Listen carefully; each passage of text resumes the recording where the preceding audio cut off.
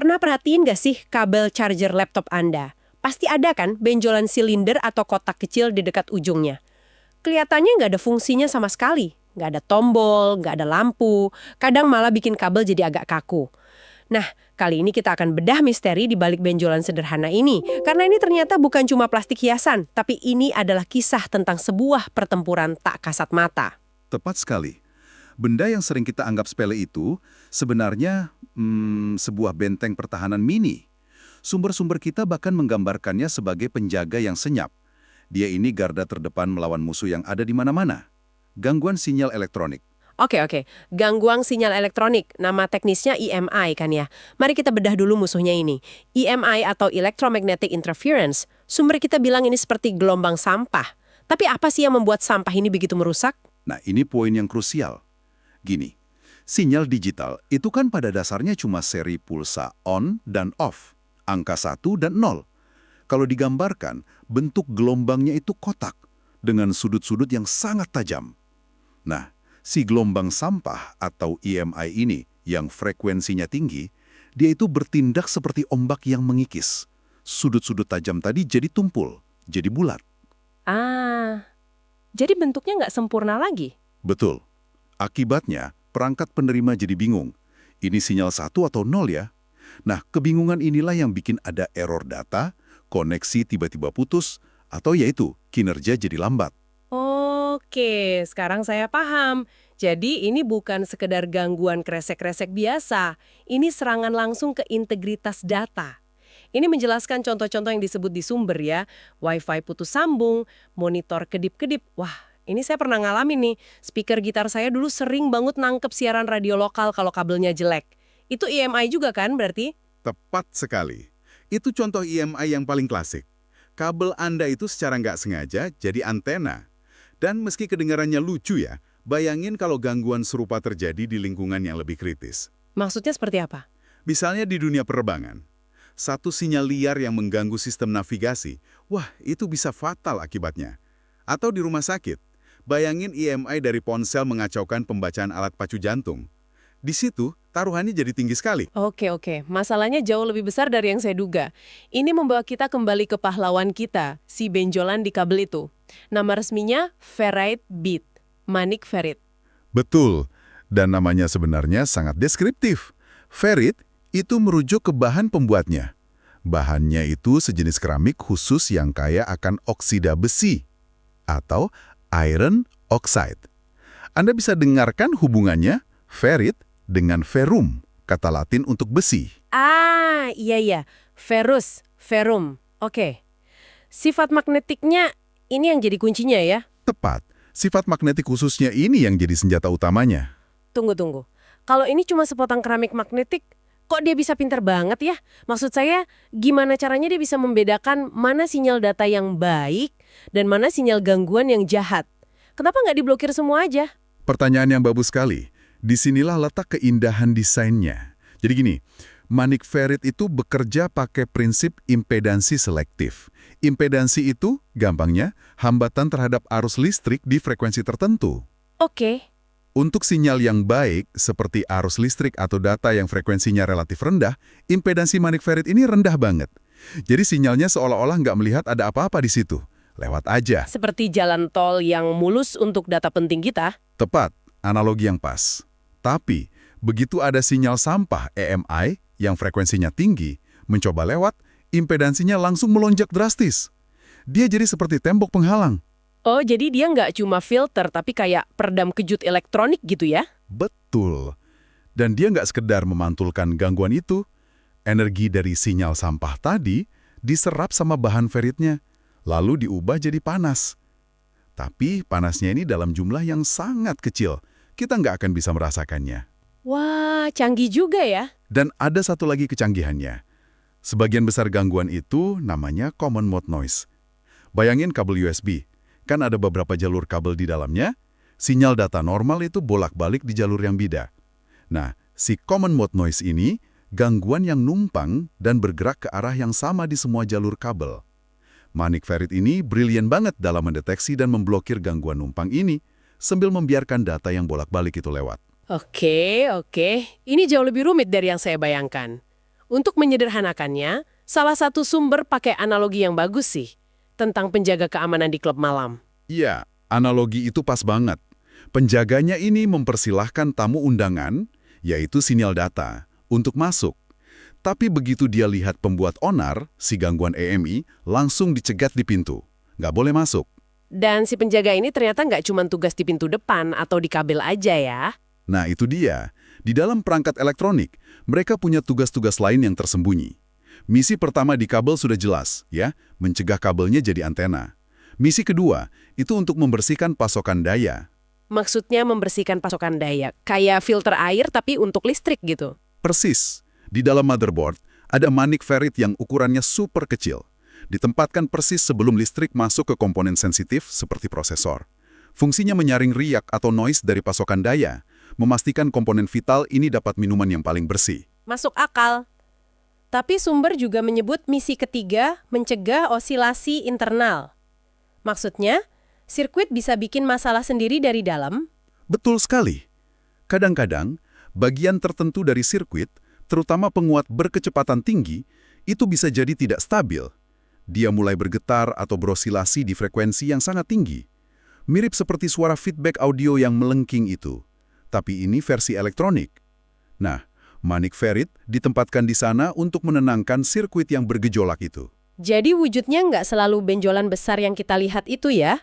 Kalau kita buka laptop, kita bisa lihat versi mininya. Tentu, kalau Anda perhatikan papan sirkuit, pasti ada banyak komponen persegi kecil warna hitam atau abu-abu, seukuran butiran beras. Nah, banyak di antaranya itu manik ferrit. Ukurannya kecil, tapi perannya sama krusialnya. Sampai di sini manik ferrit ini kedengarannya seperti pahlawan tanpa celah ya. Sederhana, murah, nggak butuh daya, dan menyelesaikan masalah besar. Tapi, waktu saya baca salah satu sumber dari dunia audio high-end, ceritanya jadi beda banget. Ternyata di dunia itu, sang pahlawan ini justru bisa dianggap penjahat. Kok bisa ya? Ini kan paradoks. Ini dia inti perdebatan rekayasa yang menarik. Paradoks kemurnian. Sumber kita mengutip pandangan dari Paul McGowan, pendiri PS Audio, perusahaan audio kelas atas. Bagi para audiofil, tujuannya itu kan kemurnian sinyal audio yang absolut. Mereka ingin sinyal musik itu sampai ke speaker dengan hambatan sesedikit mungkin. Jalur sinyal itu sakral bagi mereka. Dan mereka merasa manik ferrit ini menodai kesakralan itu. Aneh ya? Saya kira mereka justru akan suka dengan sesuatu yang bisa menghilangkan desis atau noise. Logikanya begitu. Tapi perspektif mereka berbeda. Mereka berargumen bahwa menambahkan komponen apapun, bahkan yang niatnya baik, ke jalur sinyal itu adalah sebuah kompromi. Mereka khawatir, meskipun manik ferrit menyaring frekuensi tinggi, dia juga secara tidak sengaja menekan atau membatasi bagian dari sinyal audio itu sendiri. Menekan sinyal, maksudnya suaranya jadi lebih pelan atau gimana? Bukan soal volume, tapi lebih ke kehidupan atau dinamika musiknya. Bayangkan tajamnya suara stick drum yang memukul simbal atau detail napas seorang penyanyi. Itu kan yang bikin musik jadi terasa nyata. Nah, kaum audiofil ini khawatir efek peningkatan impedansi dari manik ferrit ini bisa sedikit menumpulkan serangan tajam dari suara drum itu. Atau bikin gema di rekaman jadi terdengar kurang luas. Seolah musiknya kehilangan sedikit percikannya. Di hari yang cerah karena nggak mau warna dunianya terlihat sedikit berbeda. Analogi yang sangat bagus. Mereka berpendapat masalah EMI seharusnya diselesaikan dengan cara lain. Misalnya, desain sirkuit yang lebih baik, pelindung kabel yang superior, atau catu daya yang super bersih. Bagi mereka, menambahkan manik ferrit itu jalan pintas yang mengorbankan kemurnian sonik. Tapi tunggu sebentar, bukankah peralatan audio high-end itu sendiri penuh dengan sirkuit elektronik yang juga bisa menghasilkan EMI? Apa nggak ada sedikit kontradiksi di sana? Nah, Anda menyentuh inti perdebatan teknisnya. Ya, tentu saja peralatan mereka menghasilkan EMI internal. Tapi para perancang audio ini berusaha keras mengisolasi EMI itu di dalam perangkat, jauh dari jalur sinyal audio. Argumen mereka adalah, kami sudah membersihkan rumah kami dari dalam, jangan bawa filter tambahan ke pintu depan kami. Jadi ini pertarungan filosofi rekayasa ya? Di dunia digital, kemurnian itu artinya bebas dari error. Di dunia audio, kemurnian itu artinya sinyal yang tidak tersentuh. Paradoks yang luar biasa. Dan perlu kita garis bawahi ya, ini perdebatan di kalangan yang sangat spesifik. Untuk 99,9% aplikasi di dunia, dari laptop sampai alat medis, manfaat manik-ferrik ini jauh melampaui potensi kerugian yang sangat teoretis itu.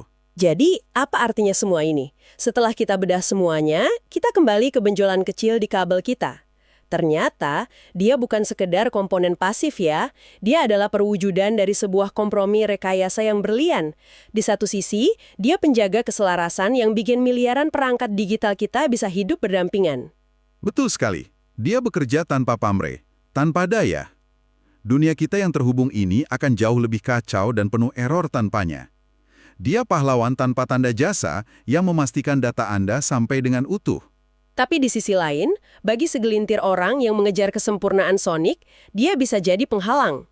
Jadi, lain kali Anda melihat benjolan itu, Anda tahu ceritanya jauh lebih kompleks. Itu bukan sekedar plastik, tapi simbol dari pertempuran konstan melawan kekacauan.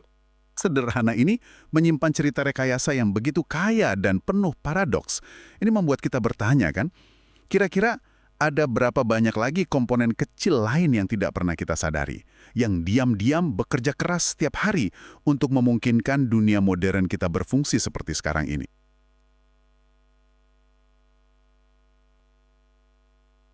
Oke, kita mulai ya. Coba deh perhatiin. Anda pasti pernah lihat kan benjolan kecil berbentuk silinder di kabel charger laptop atau kabel USB? Benda ini ada di mana-mana, tapi hampir semua orang nggak tahu fungsinya apa. Nah, hari ini kita bakal bongkar rahasia di balik komponen kecil yang ternyata penting banget ini. Iya, yang ini nih. Benda yang mungkin sering banget Anda lihat, tapi ya udah lewat gitu aja. Kelihatannya cuma kayak hiasan plastik, nggak bisa dipencet, nggak ada lampunya juga. Jadi, kenapa ya produsen sengaja nambahin benda ini? Cuma buat gaya-gayaan aja, atau ada fungsi tersembunyi yang jauh lebih krusial? Yuk kita cari tahu bareng-bareng. Sebenarnya, benjolan kecil ini adalah sebuah perisai. Betul, sebuah benteng pertahanan buat ngelawan musuh yang nggak bisa kita lihat, nggak bisa kita dengar, atau kita sentuh. Tapi ada di sekitar kita setiap saat. Dan musuh itu namanya MIM. Jadi, apa sih EMI itu? Gampangnya gini, bayangin aja EMI itu sebagai gelombang sampah elektronik. Setiap perangkat elektronik yang kita punya, dari HP sampai microwave, itu memancarkan gelombang elektromagnetik. Nah, waktu gelombang dari satu alat ini bikin kacau alat lainnya, itulah yang disebut EMI. Mirip kayak kita lagi coba ngobrol serius, tapi di tengah konser musik rock yang super berisik. Kacau kan? Dan kekacauan ini tuh bukan masalah sepele loh. Pernah nggak sih wifi di rumah tiba-tiba putus nyambung nggak jelas? Atau layar monitor Anda kedap-kedip sendiri? Mungkin pernah dengar suara mendengung aneh dari speaker? Atau yang paling nyebelin, perangkat Anda tiba-tiba ngehang? Nah, kemungkinan besar pelakunya ya si musuh tak terlihat ini, EMI. Sinyal-sinyal liar inilah biang kerok dari banyak masalah di kehidupan digital kita. Disinilah pahlawan kita datang menyelamatkan. Untuk melawan musuh tak terlihat ini, para insinyur pakai senjata rahasia yang sebenarnya ada di depan mata kita. Yap, si benjolan misterius ini akhirnya punya nama. Nama resminya adalah manik-ferrit, atau dalam bahasa Inggris, ferrite bead. Kenapa namanya gitu? Karena bahannya terbuat dari ferrit, sejenis keramik yang dicampur dengan oksida besi. Nah, campuran inilah yang ngasih dia kekuatan super, sifat magnetik yang unik yang jadi kunci buat melawan EMI. Oke, terus gimana cara kerjanya? Gini deh, cara paling gampang buat ngebayanginnya adalah anggap dia ini kayak bouncer atau penjaga pintu yang pinter banget buat kabel Anda. Tugasnya cuma satu, mastiin cuma tamu yang benar yang boleh masuk. Cara kerjanya itu selektif banget. Sinyal yang kita mau, kayak listrik dan data, itu ibaratnya tamu VIP yang gerakannya tenang, frekuensinya rendah. Si manik-ferrit ini bakal bilang, oh silahkan lewat aja. Tapi EMI atau si sinyal sampah ini datang kayak rombongan rusuh yang gerakannya super cepat dan kacau, frekuensinya tinggi. Begitu manik-ferrit mendeteksi frekuensi tinggi ini, dia langsung jadi tembok stop, nggak boleh lewat. Terus, energi yang ditolak tadi kemana perginya? Apa mental lagi? Ternyata enggak. Manik-ferrit ini pinter banget. Dia menyerap energi berisik tadi, terus mengubahnya jadi panas. Eits, tapi panasnya ini kecil banget. Bahkan nggak bakal kerasa kalau Anda pegang. Ini cara yang sangat efisien dan aman buat ngilangin gangguan elektronik. Nah, jangan kira manik-ferrit ini cuma ada dalam bentuk benjolan di kabel ya. Itu cuma bentuknya yang paling kelihatan aja. Sebenarnya komponen mungkil ini tersebar di hampir semua perangkat elektronik yang Anda punya, dan mereka ngejalanin beberapa misi rahasia yang sangat penting. Mereka punya 3 misi utama. Pertama, ya yang udah kita bahas, mencegah kabel jadi antena liar yang nyebarin atau nangkep gangguan. Kedua, di dalam perangkat, mereka jadi filter, membersihkan pasokan listrik sebelum sampai ke komponen super sensitif kayak prosesor. Dan ketiga, mereka menstabilkan sirkuit internal biar nggak gugup dan malah bikin gangguannya sendiri. Makanya, Anda juga bisa nemuin mereka dalam bentuk manik-manik kecil yang disolder langsung di motherboard. Walaupun kedengarannya Manik Ferit ini pahlawan super, ternyata ada satu dunia di mana keberadaannya itu jadi perdebatan sengit. Ya, di dunia audio kelas atas, pahlawan kita ini kadang malah dianggap sebagai penjahat. Gini, buat para audiophile atau pecinta audio sejati, tujuan utamanya adalah mendapatkan sinyal suara yang paling murni, paling bersih, tanpa hambatan sedikit pun. Nah, setiap komponen tambahan di jalur sinyal, termasuk Manik Ferit, dianggap menambah sedikit hambatan. Menurut mereka, hambatan ini bisa mencekik dinamika suara, bikin suaranya jadi terdengar kurang hidup atau agak datar.